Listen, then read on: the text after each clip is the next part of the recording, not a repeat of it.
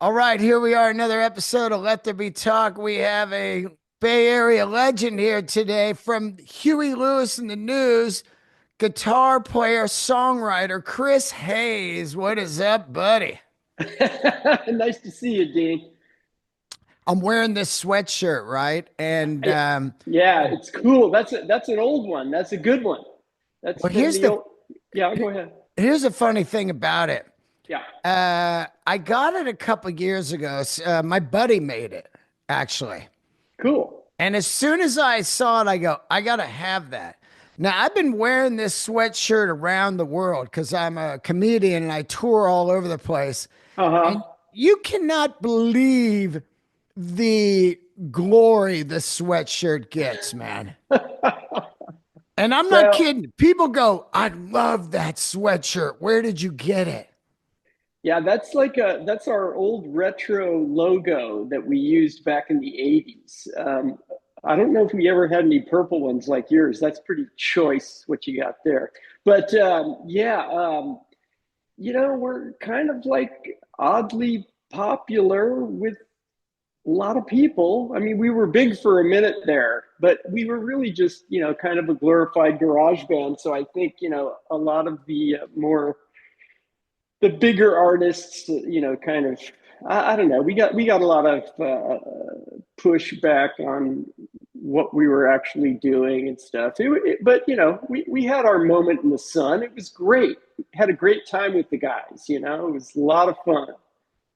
Well, I had read somewhere where you were talking about when you're in a grocery store and you hear Huey Lewis in the News, it really lets you know that you have made it. And because they do focus groups and they want stuff that makes people feel good while they're shopping in the store. Yes. So I think that with the massive, you know, amount of 80s cover bands in the last 20 years, there's really been this huge nostalgia and feel good of groups like Huey Lewis, Devo, Yes. these acts that were deep in people's hearts. And then also the music was kind of everywhere. The radio, films, Yes. TV. MTV was a huge part of that whole thing. MTV, if it wasn't for that, the 80s wouldn't be what they were and what they are today. I mean, Yeah, it was really the beginning of the music video explosion that happened in the 80s. Now, I don't know how much of that is. I mean, there's still obviously a lot of music video going on, but it's not like it was back in the 80s, man. It was a thing. Les Garland from KFRC went and started MTV, and it was huge. I mean, people would just turn it on in their houses and play it all day, that's and yeah, it was great. that's interesting that somebody from KFRC was involved with that because that was my early intro to songs was Yes. KFRC, Dr. Donald D. Rose, Right, that right, right. AM drive where you would hear there was no genre, it was just hits. Yes, it was a parallel one station. They played the top 40, and it was they don't really have stations like I don't know if they still have stations like that in the Bay Area. Most people are streaming now and stuff. But back in those days, I remember that was the big station. It was huge. It was the top 40. They played all kinds of stuff. I remember hearing Pablo Cruz. I remember the first time that I heard one of our songs, "Do You Believe in Love," which was on our second album. Um, I was driving across the bridge in my beat up old green VW that I had to park on a hill so I could start it with compression because my starter was bad. And I heard that on the radio and I went, wow, I think we're doing something. This is great. So yeah, that was a big, big, big moment in my life. Just to hear the song on KFRC was a big deal. So Yeah, yeah. You're uh, like, I think I can buy a starter now. yeah, I mean, I might even be able to get a new car in a few months. Maybe. I did end up getting a new car, but and haven't had trouble with starters. Knock on wood since. So yeah, you know. I That's mean, good. that's AM radio. So I'm like a kid, my mom's driving me to school and I didn't even know about FM in fifth, sixth grade or so. And I No. don't get into FM till seventh grade, Right. KOME and Yeah. KSJO and KRQR and Right. Camel, Oh all of yeah. that. Oh man, I remember. So when I was a kid, I graduated high school in 1975. I'm 67 years old. So when I first moved to San Francisco, it was like in the summer of 69, I think, or 70 or right around there, right around 1970. And that was right after the summer of love and all that. And it was wild times in San Francisco back then. I moved there and discovered FM radio when I was in eighth grade. That's when I really discovered the whole FM radio thing. And they would play everything. I mean, they played all different kinds of music. It was fantastic. You know, it was great. When So, you moved to San Francisco, what neighborhood do you land in? my mom and dad got a divorce. We were living down in the valley in Visalia. Wow. And she took all seven kids, packed us in the station wagon, and moved us to San Francisco to the Richmond district. Oh, that's where I live, 10th Oh, is Avenue that and right? Cabrillo. Oh, nice. Yeah. See, I lived on 20th and Fulton, right by the park, right there on the McAllister line.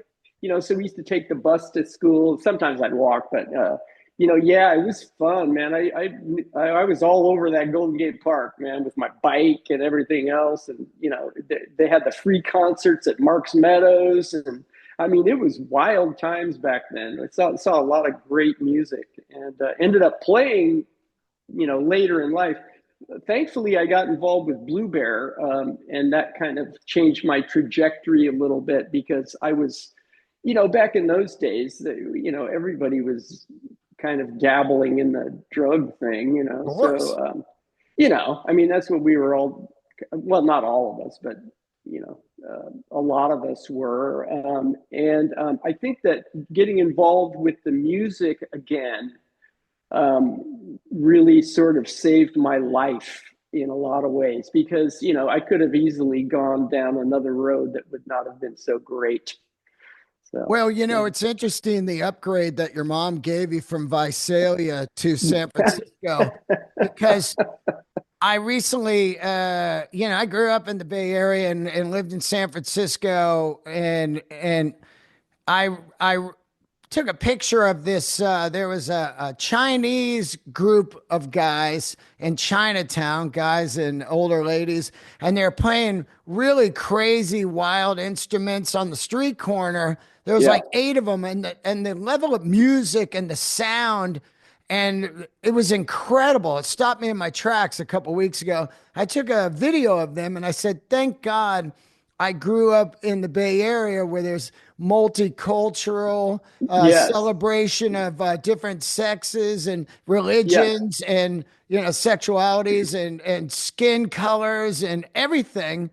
Well, And yeah, yeah. I mean, the great thing about San Francisco, when I moved there from the Valley, which was, you know, it was most predominantly white and Mexican Americans. So I had a lot of Mexican American friends. But then ended up going to Presidio Junior High School, and it was a big change for me culturally, because all of a sudden there was a lot of Asian folks, predominantly Asian in the Richmond district. And then I went to high school at Washington, and we were all together there. It was very evenly mixed because I think they had some sort of integration process going on back then. So it was like 30, 30, 30, and 10 other, so it was everybody all together. There wasn't like this division that we have nowadays. I didn't really perceive. I mean, I had tons of black friends, I had tons of Mexican friends, I had Chinese friends. I mean, everybody. So we were all just kind of hanging out, and it was a pretty good time. Nowadays, they've sowed the seeds of division, in society, and I think they prey upon that, and it makes for sensationalism, and allows these things to get more clicks and more attention because people get riled up about Yeah, stuff, yeah. So yeah, Yeah, but yeah, even yeah, go ahead. even at the concerts, it was Oh yeah, all races and cultures and everything. It was just kind of like I mean, thank God for San Francisco. I love when people yeah, say like, "Oh, you're so California," and I take it as like a compliment. I'm like, "Yeah, thanks, man." It's like San yeah. Francisco. Oh, you libertards. It's like, hey, man, it's not about being liberal or right or left. It's just about being around great, interesting people. Yes, I agree. And you can be a conservative and love all those things too. So, this the fact that people are trying to divide us by whatever political views we happen to have. I think if you set two people like a leftist and a right winger in a room together, they would probably have a lot in common. You know what I mean? If you just got them in there with a beer and Yeah, just had a conversation, they would agree on a lot of stuff. yeah, And it's just it's weird the way that we've been sort of manipulated into thinking that we have to make a choice about if you're a conservative or a left or a right winger or a left winger, you have to believe in all this stuff. Well, that's not necessarily true. In the old days, people would just they had there were cross beliefs that were happening, and you could be a left winger and have some be into some of the stuff that the right wing were talking about, and conversely, you could be a right winger that is a tree hugger, so yeah, yeah. I mean, it's just it really is kind of silly the way that we've sort of made delineations that are not even real, really, because I think that people would find that they have a lot in common if they just sit down, started talking about stuff. So, Let's get into it. So you're in San Francisco. You got seven siblings, or your mom's single, divorced. It's got to be a struggle, man. Are you guys living in like one of those flats with multi bedrooms? yeah, well, we were lucky enough. We had two flats. We had the upstairs and the downstairs, and we knocked out the wall that was on the stairway. So we ended up having the upstairs and the downstairs. Um, I didn't know then how great my view was because we were up on top of the hill and I could see the Golden Gate Bridge out of my bedroom. I mean, it was insane. I didn't realize how great that was until I left, and then of course now, it's insane. But yeah, it was hard. It was an adjustment for me, and I did some things. It was a tough time for me because I was 12, 13, years old. That's a tough time for all of us, when you're making the transition into sort of growing up a little bit, trying to figure out who you are. Luckily I ended up getting involved with Blue Bear, and What's Blue Bear? Blue Bear is a music school. It's a nonprofit music school that operates in San Francisco. They're still around. They just opened a satellite campus in the Sunset, and yeah, the same guy that was there that started it is still there. He's been there for 45. No, he's been there for over 50 years. So Wow. Steve Savage. Yeah, it's a great place, and it I got involved there and really got into the music, and then ended up kind of becoming a little bit of a jazz snob, for a while there, and really got into the bebop and the Coltrane and McCoy Tyner, stuff like that. Were you going Um, to the Fillmore and seeing Miles in those shows? I never saw Miles back in those days. I wish I had. I did see Miles at the Paramount later. I think it was in the '80s, and Miles was great. I'm a huge Miles fan.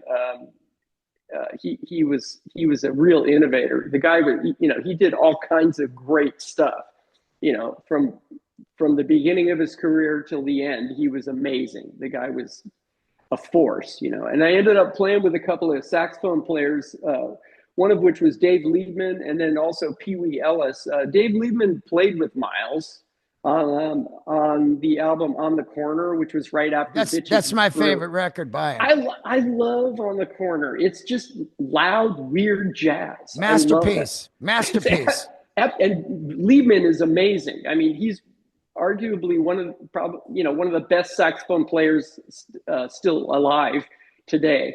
And then Pee Wee Ellis, this was in 1977, after I'd played with Merle Saunders. I ended up in a band with Tony Saunders, Merle's son, Pee Wee Ellis, who wrote Cold Sweat.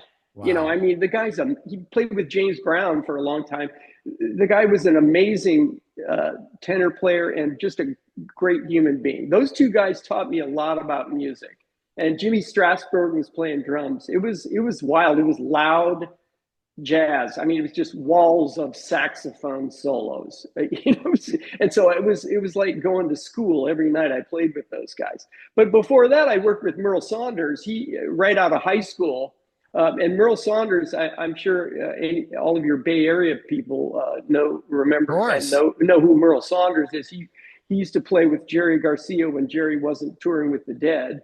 And he took me under his wing when I was 17 years old, and ended up recording my first album and did a lot of gigs with him and Martin Fierro and Larry Vann, Tony Saunders.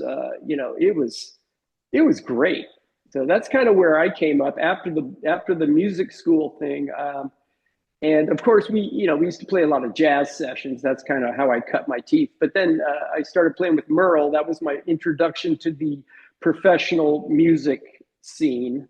And, you know, just basically played all the clubs, played all the Keystones, you know, played Shady Grove over on Haight Street, you know, just we played all the clubs. Half Moon Bay, what was it, the Bach Dancing and Dining Society, we used to play down there. You know, I mean, it was great. It was a great education for a 17, 18-year-old guy.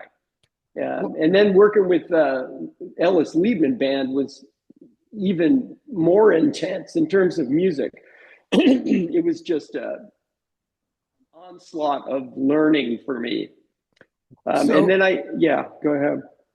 So, you know, I've talked to so many bands, and I played music in the Bay Area for so long, but you could literally tour Northern California and make a living by just, you know, playing Napa, Santa Rosa, Petaluma, Marin, Fremont, San Jose, Berkeley. Oh, yeah. Yeah, I mean, I made a living doing it. I was making enough to pay my rent on a pretty large apartment in San Francisco on Grattan Street. You know, I think it cost like $300 a month back then for this giant apartment. You know, it probably cost $6,000 now. You know, but back then, you know, I could actually afford to do that, playing clubs and stuff. I don't know that there are as many clubs nowadays. Definitely I don't not. think so. My brother still plays a lot. My brother Kevin Hayes, he's a drummer. He played with Robert Cray, and my sister Bonnie, who was the songwriting chair at Berkeley for quite a while. For 10 Bonnie years Hayes and the Wild Combo. Yeah, I mean, we used to play gigs all over the place. It was fun. We had a great time. It was, you know, there was the Inn of the Beginning in Katati. Cabaret. The Cabaret, used to play the Cabaret. I mean, we played all those places, man. It was just so much fun. Yeah, so there was good times. You're out there grinding it, and then I guess your neighbor says, hey, I know a band that's looking to audition a guitar player, and you go in. Now, this is like early on, you know, I'm 59, but I was deep in the Bay Area music scene from, I would say, 8th grade on. You know, I'm going to Old Waldorf. I'm going to every show there is. I'm seeing Eric Martin. I'm seeing Le Mans. I'm seeing Starship. I'm seeing Eddie and the Tide. Eddie Money. Eddie Money. Oh, man, I roadied for Eddie Money. Oh, cool, You know, Gamma, YNT, Roadrunner, Lamont, all these. Joe Satriani. Well, that was a little later, but a lot of really great talent back then. There's so much music going on back then. Oh, I mean, the Bay Area was really a force. Journey, Santana, you know, Tubes, the Tubes. Yeah, I mean, just a lot of great music coming out of the Bay Pablo Area at that time. Cruz. Yes, Pablo Cruz. I mean, so many great bands and great musicianship and lots of clubs and stuff. It was really fun.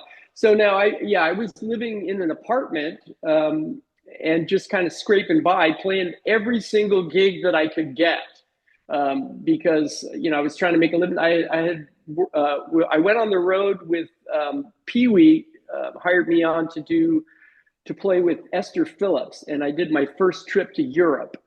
I ended up quitting that gig in 1978, and I was kind of working. I went down, got in touch with the musicians union. I was playing weddings, and I mean I was doing all kinds of casuals and the occasional club. Played at the Velvet Turtle in San Rafael. I mean I was doing every gig I could find.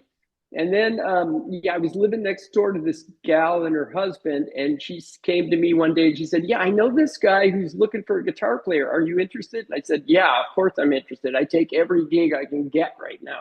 And so it turned out it was Huey, and he was looking to put this band together. He put together Soundhole and Clover and merged them together, and they needed a guitar player. So he ended up hiring me first. I don't know what he saw, but he saw something. Because I was playing like this, staring down at my fingers Yeah. back in those days, and I had long hair and everything. Got a haircut, and Huey kind of took me under his wing, and the first couple of gigs we played were like casuals for Perry's Deli and weddings and stuff like that. Harry's Deli. Oh yeah, man, yeah, it was wild. I mean, we were doing all kinds of stuff, and then I ended up working with him because he had a Whole Foods distribution business back then. Did that for a couple of weeks, but then we ended up signing a management deal with Bob Brown, who managed Pablo Cruz. Right. And he ended up giving us, a stipend to, I think it was like $900 a month or something, so that we didn't have to take any other gigs. And he said, "Yeah, I'm gonna, get you guys a record deal, blah blah blah." And, I'm like, "Yeah, sure, that sounds great." Now, Had hold no, on had, now. When yeah, you joined Huey, of yeah, course, I knew he was in Clover, and also he played harmonica with Thin Lizzy, and he'd been this blues guy jumping around, Corte Madera, Uncle Charlie's playing New yeah, Georges, all these as the blues type of band. yeah. He had Now, that Monday Night Live band that they used to exactly. do at Uncle Charlie's. Yeah, yeah, Exactly. yeah, So then, and everybody knew who Huey was, he was yeah. out there grinding. Mm-hmm. But then when you join, there's no songs at the time, are there? Or is he writing songs with his guys and go, "This is going to be our sound"? Because it's way different than Clover, you No, know? no, no. We had a couple of Clover songs that we were doing, like some Alex Call songs, "Still Alive," and some of these. And then they all come to Susie, and we were doing these like blues stuff, and then a couple of funk songs like Oh, Function at the yeah. Junction, rather. So we were doing stuff like that. But then when we got the record deal, I mean, I was always into songwriting, so that was my thing. Because I had a band when I was in high school called Sweet Meat. Don't ask me why I called it that. Somebody suggested that, and I couldn't come up with anything better. Anyhow, I wrote my sister and I wrote all the material for that, and it was all like really weird jazz, like sort of like Frank Zappa type stuff. But um, when we signed the deal with Bob, we started writing, and Johnny was writing, and I said, "Hey, I could do that. I've been doing that for since I was in high school." And I wrote a couple tunes. I ended up writing, I think, 3 songs for the first record. Yeah, And Change Johnny, of Heart. yeah, "Change of Heart." Um, "If You Really Love Me, You'll Let Me," I think. Hope You Love. No, I wrote "Don't Ever Tell Me That You Love Me," "Stop Trying," "Change of Heart." I think that was on the second record, "Change of Heart." No, that's But on the first one. is Picture it on the This. first one? Yeah. No, but that's not our first album. Our What's the first first album? The first album is called Huey Lewis in the News. It's a picture of us with a surfboard, Oh, oh, that's right. like the Beach Boys album cover, right? Yeah. So that record didn't do all that well. I think we sold about 50,000 units or something, and we were almost like sort of a quasi pop punk band at that time. It was all the songs are really fast and furious and just crazy music. So that's an interesting record. Actually, Johnny is working on that right now. He's remixing it, slowing the songs down, and I think we're going to re-release that Wow. within the year sometime. Let So me that ask should, you, yeah. Mhm. when you join and the management team comes at you, the reason I want to get into this is you guys have nothing. And what Yeah. does the management team see in you, and how does he even gather up record company interest? Do you guys start demoing? What is the guy seeing? Because like I Well, said, Huey's coming from this blues group. right. Yeah. Well, I think Huey, Huey was a go-getter. He's smart, and he was motivated a lot back then, and just had a lot of ideas. He was a great leader for the band. I mean, he really was. He was great. And he was very inclusive with everybody's material, and he was just trying to put together a great band. And he did it with the guys that he wanted to play with, and then they stuck me on there. And then but I ended up having a great time doing that. It was fantastic. I think it was Huey really that was the driving force behind the whole thing. That he had a lot of energy, and he really wanted to make something happen for himself. And I think Bob saw that, and he saw the band and thought, I had this great success with Pablo Cruz. I want to do that again. So he decided that we were it at that moment. Now it wasn't, we ended up signing a deal with Chrysalis, which is a British label. Yep. They had Pat. Remember they had Pat Benatar. yeah, Blondie Yep. was their biggest act at that time, but Jethro Tull was the one that kind of started that whole record label Wow. back in the '60s. And of course, I loved that music back then. That Jethro Tull thing was great. That Boree was awesome. Loved that. But anyway, so yeah, so we ended up signing this deal with Chrysalis. The first record didn't really do all that well, but then the second record, they decided that, well, maybe you guys need a hit. Like one hit. We got to get this stuff on the radio. So we ended up. Huey was buddies with Mutt Lange, who produced tons of people. The guy, he was married to Shania Twain Yeah, later. And then, yeah, AC/DC, yeah, Def AC, Leppard, he Foreigner did. 4. Well, he did AC/DC. I mean, the guy was a great producer. The He's just best. fantastic. Yeah, really, really good. And had, I mean, the guy's a great songwriter too. Not only is he a great producer, but a lot of people don't know that he's an amazing songwriter. But people don't really, maybe don't know that about him. But he wrote "Do You Believe in Love," which Wow. which ended up getting us on the Parallel One station, KFRC. And we went to number 6 in the Billboard charts, and that is what really made our career happen.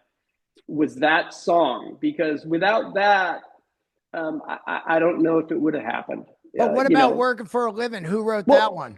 I wrote that one. Wow. I wrote that pretty much in my pajamas on the couch without an amp or anything. I just sit there and noodle around on the couch, and I came up with that. It was like Huey gave me some lyrics on a napkin or something. We were out at a bar or something. He goes, "Hey, I got this song. I want to write down these lyrics for you. Write me a song or whatever." And I ended up writing that song. It's basically just a blues song. I mean, there's not a lot to it. Right. But oddly, that song has been covered by 4 or 5 different country artists, which is, Whoa. yeah, it's weird. Phil, what's his name? Oh, shoot, I can't remember his name right now. I think his name's Mr. Paychecks. You get Yeah, money. yeah.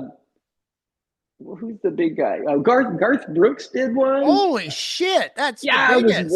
it was wild. Yeah, it came out. I got a big bump for like 1 month. I think it got airplay for about 1 month, and then it just died on the vine. Wow. But but it was great. It was fantastic that Garth Brooks did it. But You could just hear the controversy. I've been working for a living, taking what they're giving. yeah, well, yeah, that's what you would think. But actually, he did it sort of like the way we did it, which Right. was, I don't know, Let me get maybe. back to this Mutt Lang thing. Yeah, yeah, So sure. Huey's friends with Mutt Lang, Yeah. and they co-write that song? No, he didn't write it. Mutt Lang wrote that song. Just the whole thing. Yeah, he wrote everything. Yeah, I And mean, does he yeah. end up producing that record? No, no, he didn't produce it. It was actually produced um, by us, and I don't think we had a producer back then. No, we didn't. We just did it ourselves. And what Um, studio was that done at? oh, gee, where was that? It was probably at like the Plant or Oh something yeah, the in plant or Sausalito, I think. Maybe we did some stuff. I think we did some stuff at the old CBS, the Automat. oh yeah. Yeah, stuff like that. Different Fur, we used to Oh, record there. different fur. Pat Gleason's place. Yeah. We did our original demo there. When we first started out, that was back in 1980 or something like that. So Now yeah, yeah. when you sign with Chrysalis, are you doing the traditional showcase? Like, are you guys doing a showcase at like Uncle Charlie's or the Stone or your studio? How's this happen? Yeah, I don't remember. I mean, Bob was bringing guys in. I think we took a little trip to LA at one point, but I can't really remember the details of that because I was deep in I was just, wasn't really paying much attention. I was just playing music. So but I do know that they came to, I think they came to an Uncle Charlie show. God. And then also we did a show. We did a showcase at the old Waldorf, I Oh yeah. think. Great. Yeah, something like that. So yeah, they came and saw us, and they saw something and signed us, which was great. They had Blondie and Pat Benatar back then. So, and Blondie was huge. Yeah. They were our stablemates, and they had just had Heart of Glass and all that. So they were massive. Yeah, So on this second record, basically kind of saves you because you probably would have been dropped if it didn't have that hit. And exactly. are you Yeah. guys out touring, opening for bands? Who are you opening for on the tours? Okay, we were back then. We did some openers. We played like the Mountain Air Oh, Festival, and great one. yeah, with Toto, I think was there, and maybe the Dubes or something. Yeah, I think the Doobie Brothers were on that show, and then we were doing all kinds of stuff. But we did predominantly did a lot of clubs. We went on the road for that record and played. We were working. We must have done 200 shows in that year Wow. before we even started sports. We were out there just pounding it, on a bus and just playing every single show. We were playing colleges. We were playing strip mall clubs. I mean, it was not like some overnight sensation, man. We were pounding it hard. So and we spent a good year and a half doing that. So it wasn't like it just happened to us. Now, when we did sports, when we recorded sports, a similar thing happened. They came to us and said, "We want you guys we need a hit on this one. We want you guys to use this Mickey Chapman Mick Chapman, Nicky Chin song. And those guys, I think at the time were producing like Pat Benatar, and I think they were like staff producers at Chrysalis or something, or they had some sort of relationship. Anyway, they were doing Pat Benatar stuff, and they were also producing Blondie stuff. So they wrote the song Heart and Soul. Heart and Soul, we were on the road with 38 Special, opening Oh, up for them yeah. in the basketball arenas. Wow. When that record finally came out in 1984, we were on the road opening up for 38 Special, who are a great bunch of guys. I mean, just amazing, really cool guys. Love those guys and great music. When we started out the tour, they had just released Heart and Soul. A month into it, it went to number one. By the end of the tour, in the beginning of the tour, nobody knew who the hell we were. They would like, there were even some nights where they wanted us to get off, Wow. but then by the end of the tour, it had gone to number one, and we're in these basketball arenas and everybody's standing up and singing it, and it's like they're clapping. We got a couple encores. I mean, it started to really click for us then. That was when it really started to happen, was when we were on that 38 special tour. And by the end of the tour, we had a number one single. So then we came back, and then we went out again, and we headlined all those venues that we were playing with 38 Special. It Let's was talk. Let's talk a little bit about that sports record. You yeah, come home, you've got a hit, but still, it's always amazing to me that the record company is like, "Look, we love you guys, but I mean, look, you wrote 'I Want a New Drug,' which is one of the biggest fucking songs of the '80s." And yet they still don't really have a trust in your guys' songwriting, right? So they're coming in and they're mingling with it like, nah, here. yeah. They wanted us to do this Heart and Soul, which I mean, I Want a New Drug was on the same album as Heart and Soul. Right. But Working for a Living was on the second record. I get that, but what I'm saying is when you're recording, aren't they coming in going, God, these songs are great. Are you demoing them? Yeah, they're like, they never say, wow, that sucks, because that's not their job. They're trying to make you feel better, and stuff. Right. And but they gently recommended that we do, because we did need another hit.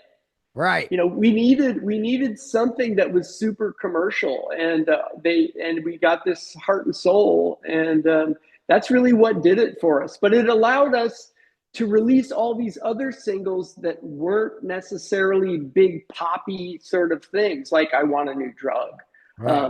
Bad is Bad. Yeah. If This Is It is pretty poppy, but Love it. yeah. So If This Is It was, all those songs ended up doing really well, I think, because of Heart and Soul. I think coming from writing songs and stuff, I understand you say they're not as poppy and they wrote on the back of Heart and Soul. But Yeah. I think any one of those tunes with the power of the label would have been a hit just as big as Heart and Soul. I think Want a New Drug was so damn catchy, and in the MTV era, it was exactly could have been the leadoff single easily, Yeah. Well, as it turned out, it wasn't, but it did end up being like a really big AC. It went number one on the adult contemporary charts, Right. not on the Billboard charts. I don't know where it charted on the Billboard charts, but probably somewhere in the 20s or something. Heart and Soul went to number one. If This Is It, I think it went top 10 on the Billboard charts. Probably. I can't remember what it went to.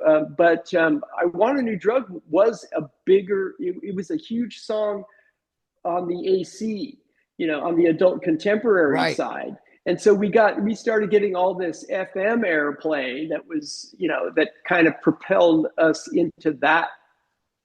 It kind of broadened out the whole appeal, I think, for the band, and which also allowed us to release Bad is Bad, and some of these other songs on that record that were a little bit more dark and eclectic, and whatever. So yeah, I mean, there were a lot of great songs on that record, and it was obviously our most successful album.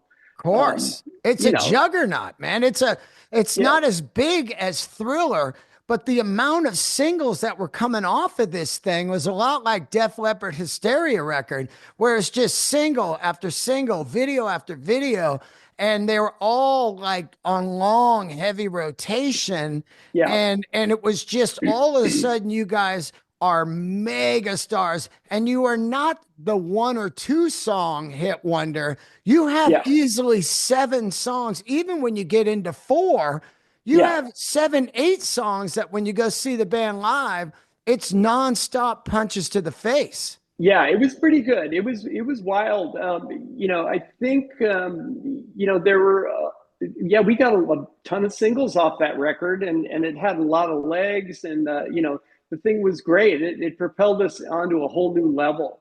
And then when we came back and started working on four, you know, again we had to come up with a hit. So now this time things were different though because we had success. Right. So we didn't have the record label going, okay, you guys have to do this outside song, because we just don't believe in you because we had already proven ourselves with the with sports. So at that point, they gave us a lot of leeway in terms of what we were doing. We did end up using a Mike Duke song, "Doing It All for My Baby," which is a great song. Mike Duke is amazing. I don't know if you know who he is, but he's a songwriter from, I think he's from Birmingham. But he's a super soulful singer-songwriter. I think he lives out in Nicasio now. But yeah, he wrote "Doing It All for My Baby," which was a great song. But we had "Stuck with You," which I wrote. The funny story about that was Bob Brown came to me one day. We were deep in the recording of it. He goes, "Hayes, we need a hit." Okay, I'll try. Yeah. So I got myself a 6-pack of beer and a little bat food and went back home and ended up writing that song, and it went to number one. Doggone it! I mean, Wow. I can't tell you why, because it's not like it's some great opus or something, but it's a nice little pop song, and people liked it. It went to number one. So that helped us out a lot too on four. We had another number one single. At So what that, time? yeah. At what time does the money start actually pouring in, or is there some kind of shady classic record deal happening? No, we were making good money at the sports. Once we got sports out, and that was happening, we were doing great. And a lot of people maybe that aren't in the music business don't understand that the bulk of the revenue that you make when you're in the music business is from live shows, provided you're not spending it all on production. Right. Some people, I mean, and we were like a garage band.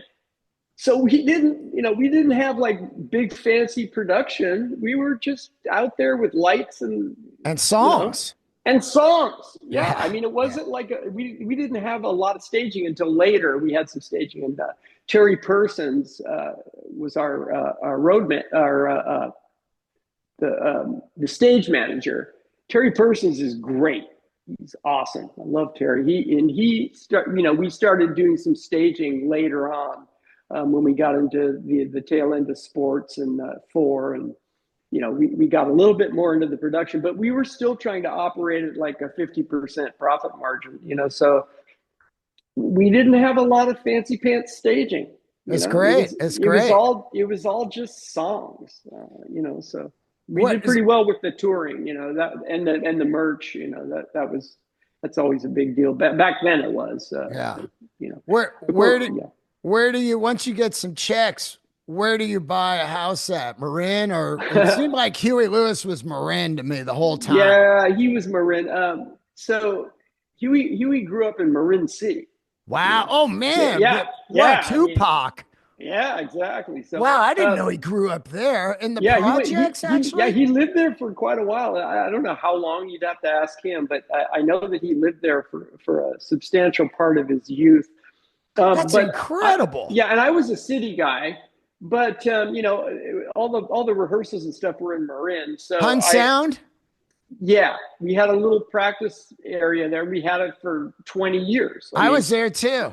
Yeah, it was great. It was fun. The best, dude. It was so cool. All those roll up garage things. They were like old meat lockers or whatever. Yeah, one of them, there was like an auto shop right down the street from us, and we knew those guys, but we were there, doing the music thing. So, yeah, but the first house that I ended up buying, because Bob Brown's wife, who was doing the bookkeeping at the time, said, "You need to buy yourself a house." So I said, "Okay, I guess I will," because I'd been renting, in like in Marin, and then I moved, but I ended up buying a house in Petaluma. Oh, where at? out on Jewett, which Oh, was like as you're heading up 101, it's on the left side right after you leave town. oh And, yeah. All and it right. was great. It was all flat. It was like 1.6 or like 1.2 acres. Wow. And the house, it was a 3 bedroom, 2 bath house, just your basic house. I think I paid like $110,000 for it or something. I wish I still had that house. Petaluma, man, it's big money now. Oh my gosh, it's crazy. But yeah, that was a great house.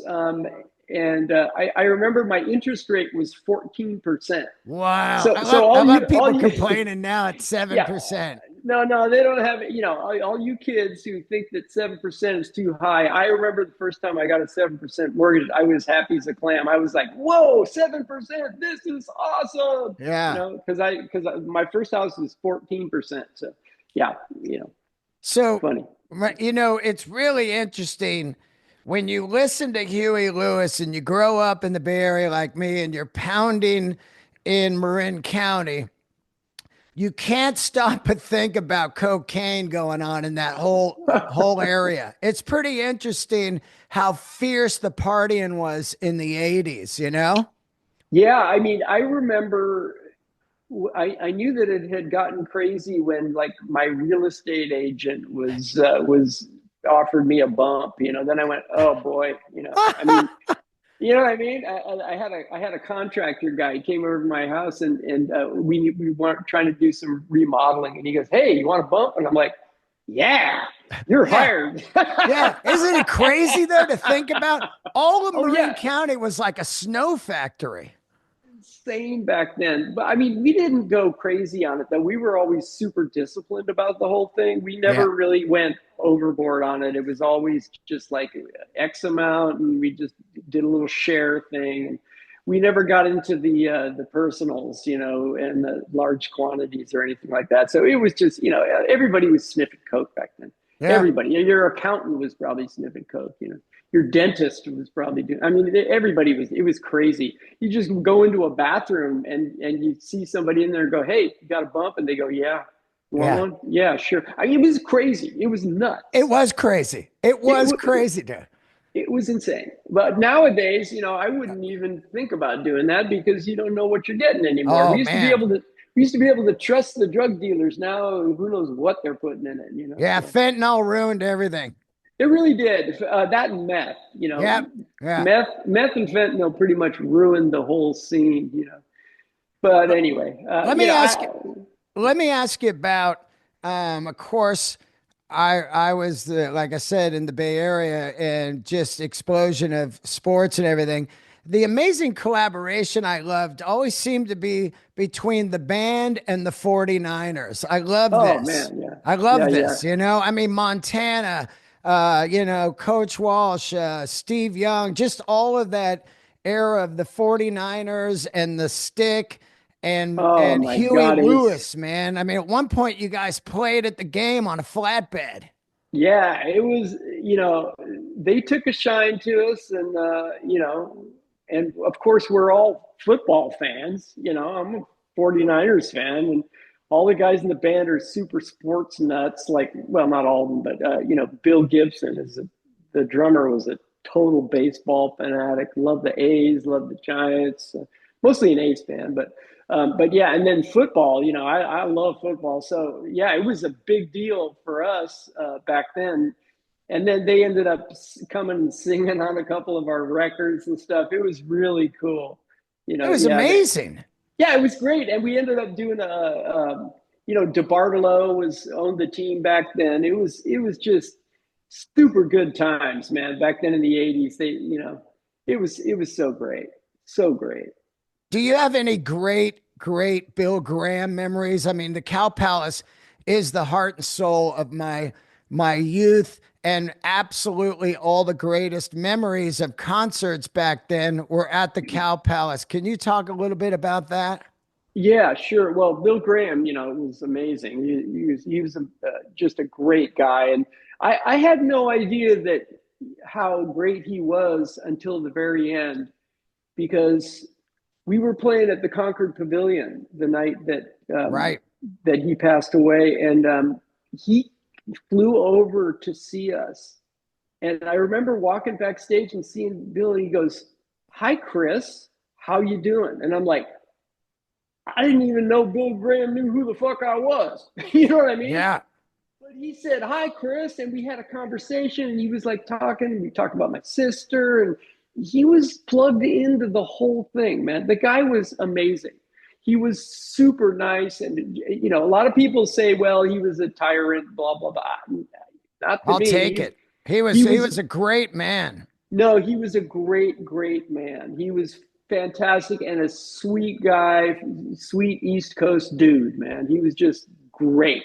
Anyway, yeah, he came to see us that show at Concord. Yeah, it was pouring rain. It was pouring rain. He ended up going back on the chopper, and that was terrible. I mean, I felt so bad about that whole thing. It was absolutely so sad because It, he was great. it still kills me. It still eats me alive. I never forgot Yeah, waking up in the morning and yeah. seeing the picture of that helicopter arced onto the power line, Oh, and just the hearsay of like people were telling him, don't fly, you just take a limo back. And he's like, my guy flew in Vietnam, he can handle this, or whatever it was. It yeah, was an absolute devastation to the yeah, music world. Still to yeah. this day, that guy Yeah, pioneered so many things like multi different bands, bookings, like stuff that yeah. goes on at Coachella right now. Yes, Uh, he was the father of all that stuff. I mean, yeah, he had shows with Miles Davis, Santana, Cheech and Chong, and Copperhead, and yeah, some jazz band. I mean, he was great. He put together these shows, and I used to go to Winterland a lot. oh Remember man, Winterland? oh God, talk That was about like, that. yeah, I mean, that was back in like 1972. I remember seeing Traffic, Wow. Copperhead, the Sons of Champlin, Oh yeah. and Carlos Santana or something. I mean, it was like, can you imagine that show now?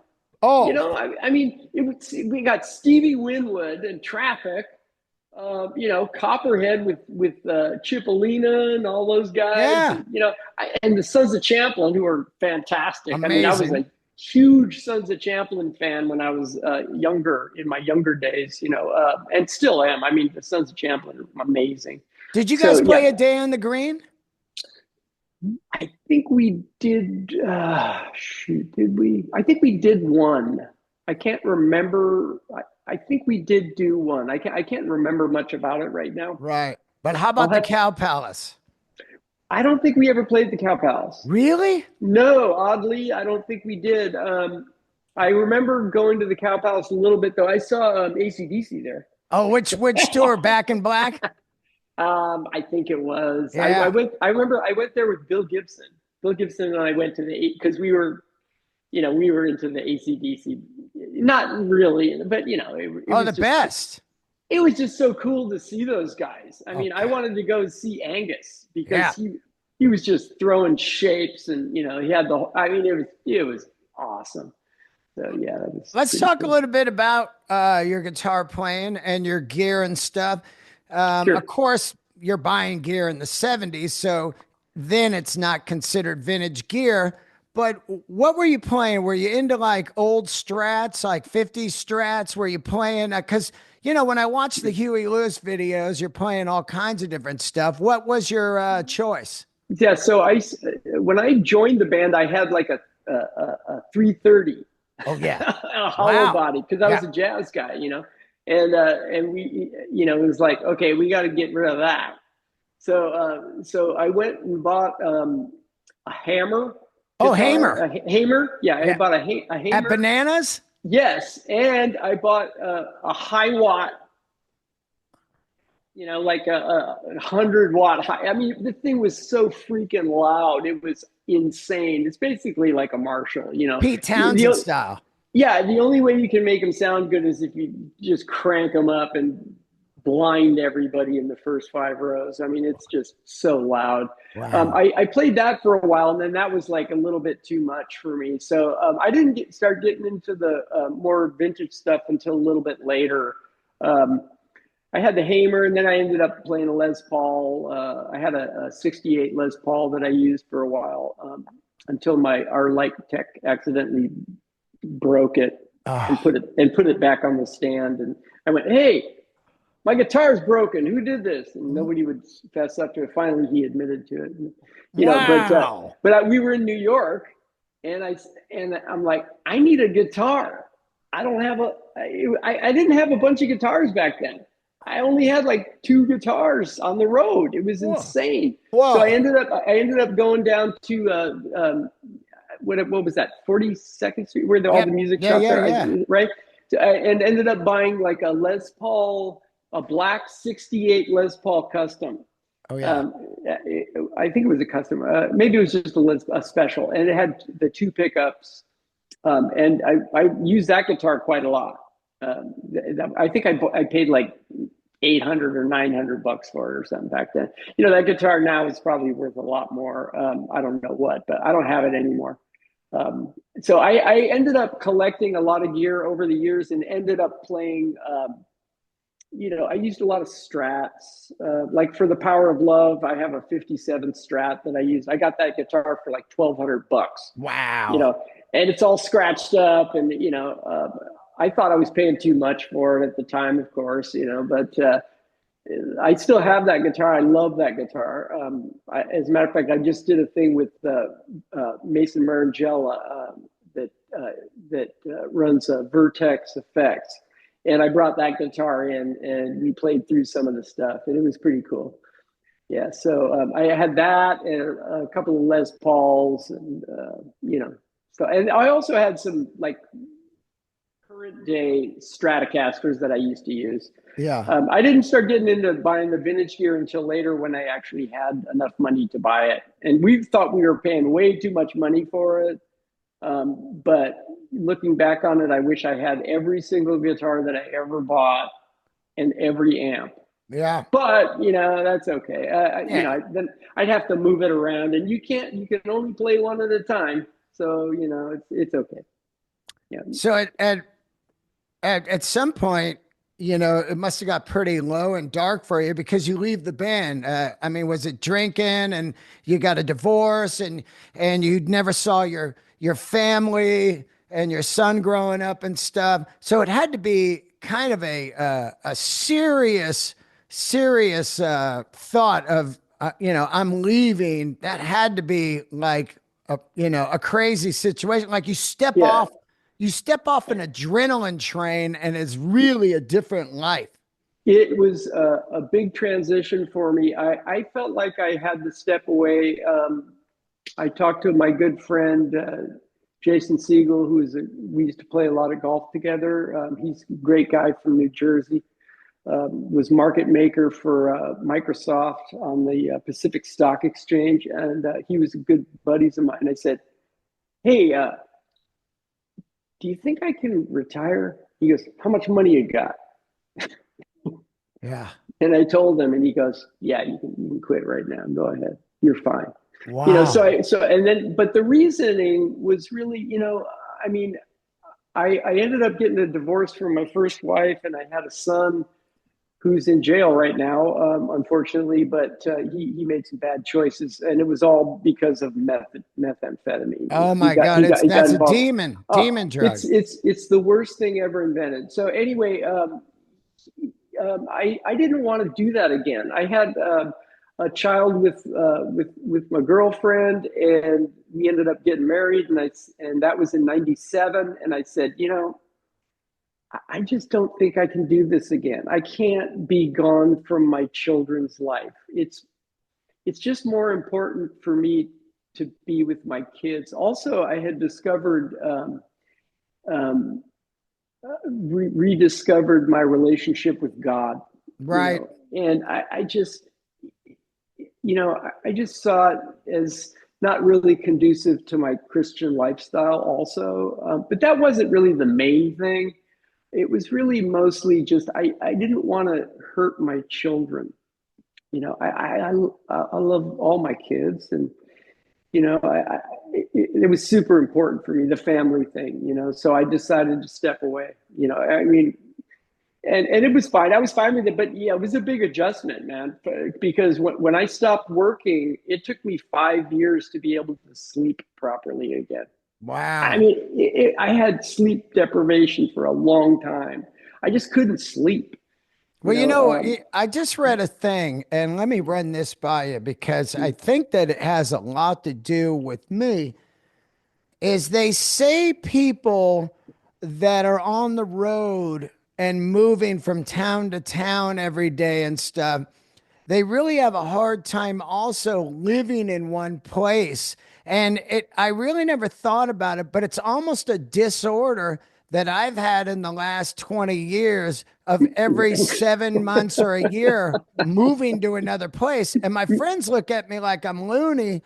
And I realize, yeah, it's probably this disorder of like, you've never put down roots. And the yes, fear of putting down roots might mean that your hustle is over and you're not going to be able to do art anymore. That's really my fear. And I've yeah, confronted it. yeah. It's a big deal. I also my dad was in the Navy, so Right. we moved around a lot already. And then I got in when I was in the music business, I moved all the time. I mean, I had the same thing what you're talking about, what you experienced as well. That I just felt this need to when things would start like turning into Groundhog Day. Yeah. I had to move. I had to go change my location, and I'm still doing it. Yep. I'm Same here. 67 years old, and I'm still doing it. We're selling this house that we're in right now, and I'm going to move, full time down to Reno. We got a place down there, but I'm also going to go out to Nashville, I think, because my son is a guitar player in Nashville. He's great, Ben Hayes, and I need to go spend some more time with him because he's been away from me for like 4 years now, and I miss him. I got to go spend some time with him, but I also have my daughter here in Oregon, so I'm going to be traveling again. I got to go back and forth because my kids don't live in the same town. Right. So I am doomed to just keep moving, for Now, better or for worse. It's okay though. when you leave the band, do you call Huey? How does this happen? Yeah, I just went to his room and I said, "We got to talk." He Yeah. said, "Yeah, come on over." And I said, "You know what? I can't do this anymore. I gotta go." And he goes, "Really?" Because I mean, I said, "I love you guys and everything, but I just really feel like I have to stop doing this." He said, "Okay, if you really want to, if that's what you really want to do." He kind of tried to talk me out of it a little bit because I think he was a little bit older and maybe had more wisdom than I had, and I was really just feeling like I needed to step off. And he kind of tried to talk me out of it, but not really. I mean, because he knew that it's all if you're unhappy, then you're unhappy. And so eventually, I stayed with the band for another year after we had that talk, and then I went back to him again. I said, "You know what? I got to go. I just can't do it anymore." So he was cool with it. I mean, he's a great human being. So Oh my God. Yeah. it was hard. It was a hard conversation for me though, because I love Huey and I love all the guys, and we had a lot of great times together. It was a tough decision for sure, but it ended up being a good decision for me because I spent a lot of time with my kids, with my wife and kids, and you know what? They say quality time is super important. Well, I think quantity time brings quality time. Yeah. You Yeah. know what I mean? I mean, you could if you're there all the time, you're going to have some quality time. And people that say, "Well, it's really all about the quality of your time," well, they're just maybe trying to fool themselves into believing that that's the case. I think, just spending a lot of time with people means that you love them. So for me anyway. Absolutely. Hey, listen, I got to take a little break.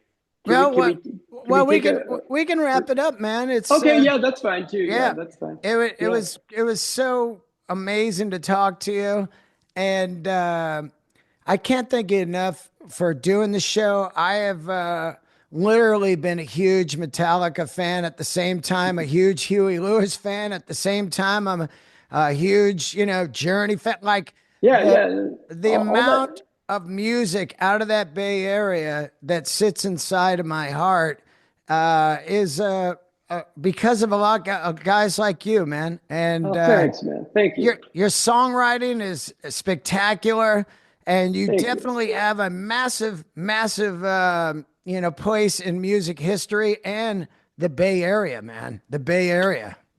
Yeah, I know I miss it. I was just down there a couple of weeks ago So visiting was my I. brother and sister. Yeah, and you know what? It feels like an old pair of jeans, man. It's just great. I know. It's just so I get down there and then, it just feels right because I spent so much. I think I spent more time there than I spent anywhere else in the span of my life. So Yeah. it really is kind of like home for me. Yeah. I don't know if I'll ever be able to move back there, Right. but because I'd rather just remember it like it was because Right. it was so freaking awesome. It I was did it. I did walk Yeah. around the Richmond though, and Oh, good. there was a calmness on 10th and Cabrillo that Yeah. came over me. It was just this wave, and I was like, "Oh, I could do this Oh, again." yeah. Yeah. Yeah. Yeah. I Yeah, know. with the I know what you proper mean. place and Yes. just walk those 8 blocks and be in the park and stuff, no problem. Well, you know what? Oddly, the Richmond district and the Sunset haven't really changed all that much. It's Not still at pretty all. quiet. It's still It, pretty quiet out there, and I could live there. I yep. just don't know if I could put up with the I don't know. The politics. The politics and the fact that there's so many humans there. I love humans, but there Yeah. are a lot. I got it. You But the know, Richmond feels like a neighborhood, or it does. It still feels like it did in the old days. I mean, it really does. The it Richmond does. district is amazing. I love the Richmond, always will. Yeah. I grew up there, and I always have a special place in my heart for sure. I'll So. tell you one tragedy. I went to the Cornet Theater and it was apartments. Oh, no! I used Fuck. to go there all the So did time, I. I man. saw Star Oh, Wars there, yeah, dude. me too. I saw it there too, man. I remember that was a huge deal. I I remember seeing love you, Star man. Wars there. Yeah. Love it too, man. Hey, thanks for having me on your show. I appreciate it. Oh God, it was an honor to have you, man. It was an. Are you in the Rock and Roll Hall of Fame? No, no, Fuck, there's some political bull. that's a I don't. crime. It is a crime, but you know what? That's okay. I don't care. We'll get you in there. We'll All get you right, in man. there. All right, buddy. Hey, nice to talk to you. I'll see ya.